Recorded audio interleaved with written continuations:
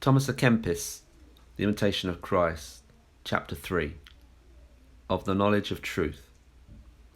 Happy is the man whom truth by itself doth teach, not by figures and transient words, but as it is in itself. Our own judgment and feelings often deceive us, and we discern but little of the truth. What doth it profit to argue about hidden and dark things, concerning which we shall not be even reproved in the judgment, because we knew them not?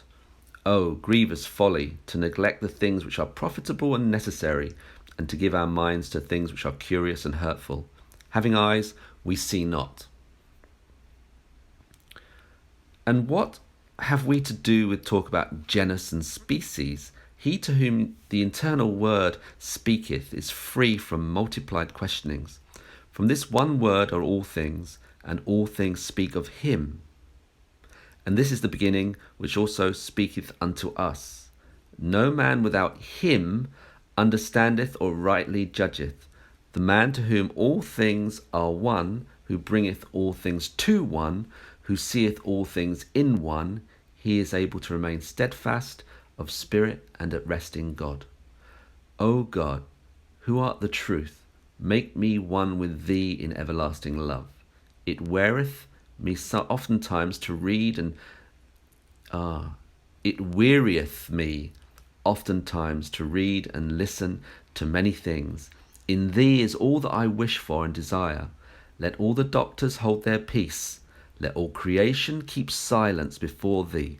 Speak thou alone to me. The more a man hath unity and simplicity in himself, the more things and the deeper things he understandeth, and that without labour, because he receiveth the light of understanding from above. The spirit which is pure, sincere, and steadfast is not distracted, though it hath many works to do, because it doth all things to the honour of God, and striveth to be free from all thoughts of self-seeking. Who is so full of hindrance and annoyance to thee as thine own undisciplined heart? A man who is good and devout arrangeth beforehand within his own heart the works which he hath to do abroad, and so is not drawn away by the desires of his evil will, but subjecteth everything to the judgment of right reason.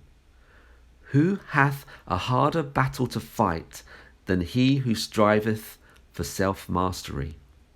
And this should be our endeavour, even to master self, and thus daily to grow stronger than self, and go on unto perfection.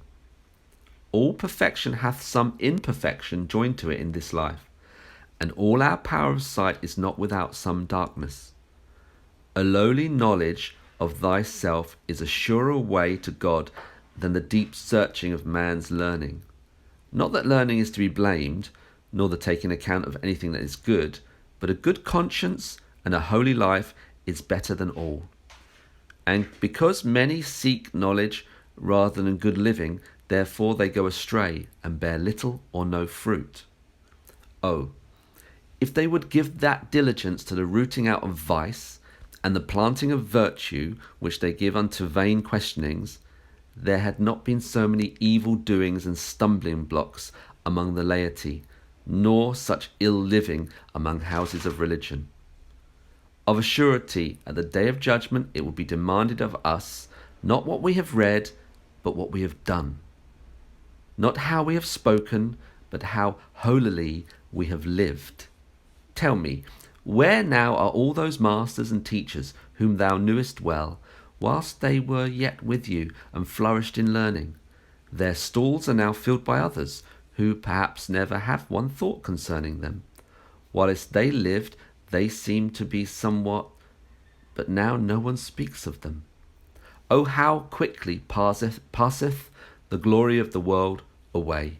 Would that their life and knowledge had agreed together, for then would they have read and inquired unto good purpose. How many perish through empty learning in this world, who care little for serving God, and because they love to be great more than to be humble. Therefore they have become vain in their imaginations. He only is truly great who hath great charity. He is truly great who deemeth himself small, and counteth all height of honour as nothing. He is the truly wise man who counteth all earthly things as dung, that he may win Christ. And he is the truly learned man who doeth the will of God, and forsaketh his own will.